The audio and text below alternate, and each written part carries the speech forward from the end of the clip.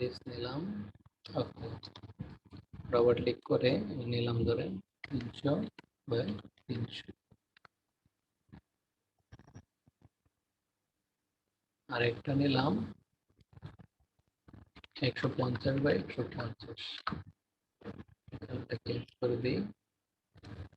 Change করে এটাকে select করে নীলটাকে আবার সিলেক্ট করলাম, ক্লিক করলাম, এটা স্থির হইলো। এখন অ্যালাইন থেকে সেন্টার লাইন করলাম, আর হচ্ছে বটম অ্যালাইন।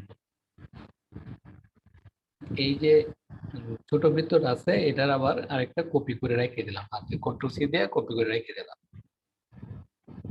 এখন যেটা করতে হবে আপনাকে লাইন নিতে হবে। লাইন নেওয়ার ক্ষেত্রে যে আমরা কর্নারে ধরলে অ্যাঙ্কর পয়েন্ট শো করে, মানে গাইড দেয়। এখান থেকে অ্যাঙ্কর পয়েন্টও করতে পারেন, অথবা আপনারা এই যে লাইন টেনে টেনে গাইড নিয়ে করতে পারেন। এই অ্যাঙ্কর পয়েন্ট যখন আসে তখন শিফট বাটন চেপে ধরে সোজা আর একটা লাইন নিয়ে নেবেন। আবার এখানের যে অ্যাঙ্কর পয়েন্ট আছে এই অ্যাঙ্কর পয়েন্ট থেকে ধরে সোজা আরেকটা লাইন নিয়ে নিলাম। এখন লাইনগুলার যদি আমরা ডিভাইডের উদ্দেশ্য করি তাহলে লাইনগুলার মানে শো করাতে হয়। তারপর সবগুলাকে সিলেক্ট করে এই ডিভাইড থেকে ডিভাইড করে দিলাম, রাইট ক্লিক করে আনগ্রুপ করে দিলাম। এটাকে আমরা রেখে দিই, এটাকেও ডিলিট করে দিলাম। এটা আমার ব্যাকআপ থাক, এটাও কেটে ফেললাম, এটাও কেটে ফেললাম। তারপরে এটা পেস্ট করে দিব। আমি এটাকে সিলেক্ট করে এই যে অ্যাঙ্কর পয়েন্টটা আছে এটাকে আমরা মাইনাস করে দেব, অথবা এটাকে আপনার অ্যাঙ্কর পয়েন্ট কনভার্ট করলেও হবে। এই যে এইটুকু চলে আসলো না, বাকিটুকু কেটে গেল, একটা অ্যাঙ্কর পয়েন্ট কেটে গেল। কাটার পরে আমরা কন্ট্রোল এফ দিই, তাহলে ওই জায়গায় আবার বৃত্তটা চলে আসলো, এটাকে ডিলিট করে দিলাম। এখন এই বৃত্তের মানে সেন্টার পয়েন্টটা নির্ধারণ করতে হবে, এটা আমাদের একটা কাজে লাগবে। এই ক্ষেত্রে আমরা চাইলে এই গাইড নিয়ে আর সেন্টার পয়েন্টটা নির্ধারণ করে ফেলতে পারি।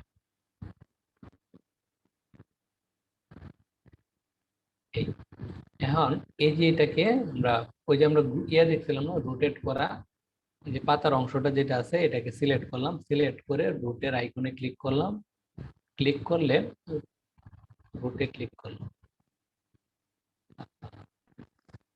পাতাটাকে সিলেক্ট করে রুটের আইকনটা ক্লিক করলাম। এটা আপনার এই যে আইকনটা আসলো, আইকনের উপর আরেকটা ক্লিক করে আমরা আইকনটাকে এনে বসাই দিলাম, এই বৃত্তর ঠিক সেন্টারে বসাই দিলাম, মানে যে আমরা পয়েন্টটা নিলাম।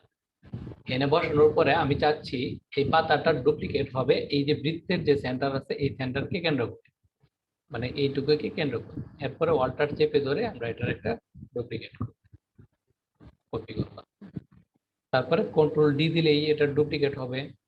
ঠিক হয়ে গেল। এখন আমরা চাইলে এই বৃত্ত সহ সবকিছুই ডিলিট করে ফেলতে পারি, গাইডও আমাদের দরকার নেই।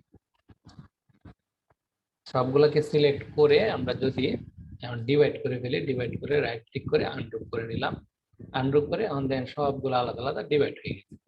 এখন আপনাকে যেটা করতে হবে এখানে কালার অ্যাপ্লাই করতে হবে। কালার অ্যাপ্লাই করার জন্য আমরা কালারের ব্লেন্ডিং দেখছিলাম না, মানে ব্লেন্ড করা, এরকম একটা নিলাম, শেপ নিলাম, এটা ব্লু, এটার আরেকটা কপি নেই এই জায়গায়। আচ্ছা, একটা সাইডে নেই আপনার কালো, কালোর সাথে মিশ্রণ করি কোনো একটা কালার থেকে ধরে ধরেন এটা দিলাম, এটাও সিলেক্ট করলাম, এই দুটাকে সিলেক্ট করলাম। সিলেক্ট করে আমরা যদি ব্লেন্ড করে দিই, এই যে ব্লেন্ডিং টুল ক্লিক করে এখানে একটা ক্লিক করলাম, এই পয়েন্টে একটা ক্লিক করলাম, ব্লেন্ড হয়ে গেল। এখন এটা তো অনেকগুলো ব্লেন্ড হয়েছে, আমরা আবার ব্লেন্ডিং টুলে ডবল ক্লিক করে অপশনটা এনে রিভিউতে গিয়ে এই স্পেসিং থেকে স্পেসিফাইড স্টেপসে গিয়ে অনেকগুলো স্টেপ হয়ে গেছে, আমার দরকার হচ্ছে 4টা থেকে 5টা স্টেপ নিলাম, বা 4টা স্টেপ নিলাম, নিয়ে ওকে করে দিলাম। এই যে 4টা স্টেপ হয়ে গেল।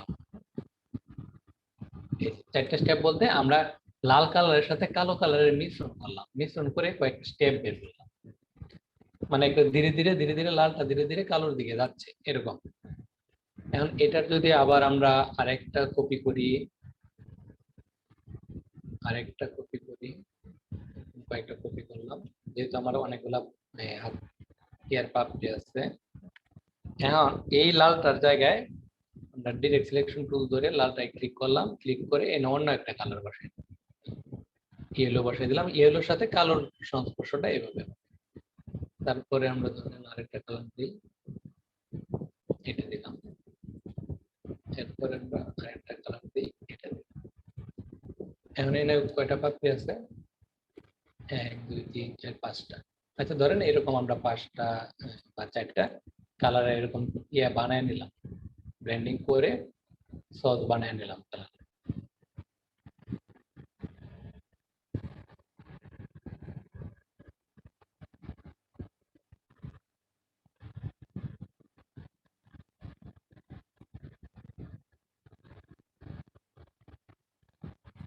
এই এখন আপনি চাইলে এই যে একটা ইয়া ধরলাম, একটু ছোট করে নিই। এটা হচ্ছে কালারে আমরা সস বানিয়ে নিলাম এই কারণে যেন কালারটা পরবর্তীতে আমাদের মানে কোনো ইয়া না হয়, ঝামেলা না হয়। কালার চুজ করতে যেন আমাদের কোনো ঝামেলা না হয়। একটাকে ধরলাম, কালার থেকে আইড্রপার টুল দিয়া এনে ক্লিক করলাম, তারপরে আবার এটার যে অর্ধেকটা ভাঙা আছে এনে ক্লিক করলাম। এরপরে আমরা একটু পরবর্তী কালারটা নিলাম, আবার এটাতে ক্লিক করলাম, এর পরবর্তী কালারটা নিলাম। আমার ধীরে ধীরে ডার্কের দিকে আমি গেলাম। এরপরে আর একটু আসতে আবার এটা নিলাম, অথবা একটু গাঢ়টা নিয়ে নিলাম। এই দেখেন এটা মানে একটু ওভাল ওভাল টাইপ মনে হচ্ছে না? এরপরে আর একটা ক্লিক করলাম, এখান থেকে এটা নিলাম।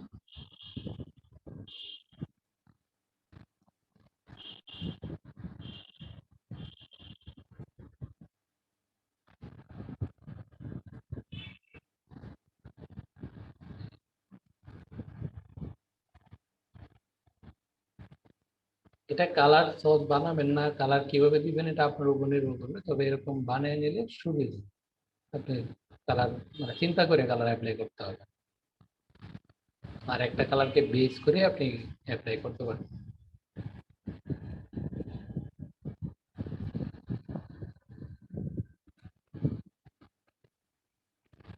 যেরকম আছে সেরকম থাক, অথবা এটাকে আমরা এই কালারটাও দিই।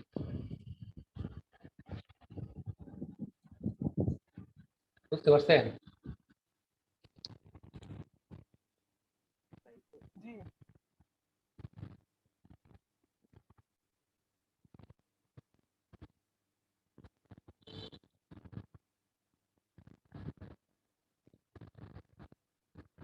এই এগুলো কিন্তু প্রত্যেকটা আলাদা আলাদা করে আছে, আপনি সিলেক্ট করে পরে আবার গ্রুপ করে ফেলেন, কন্ট্রোল জি দিয়ে গ্রুপ করে।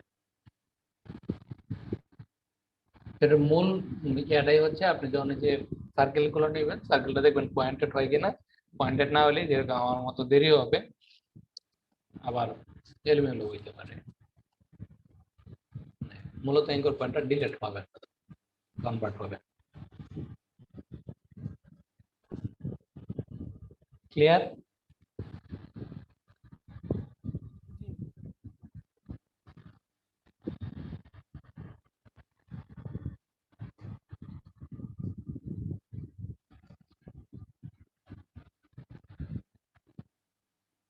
ঠিক আছে।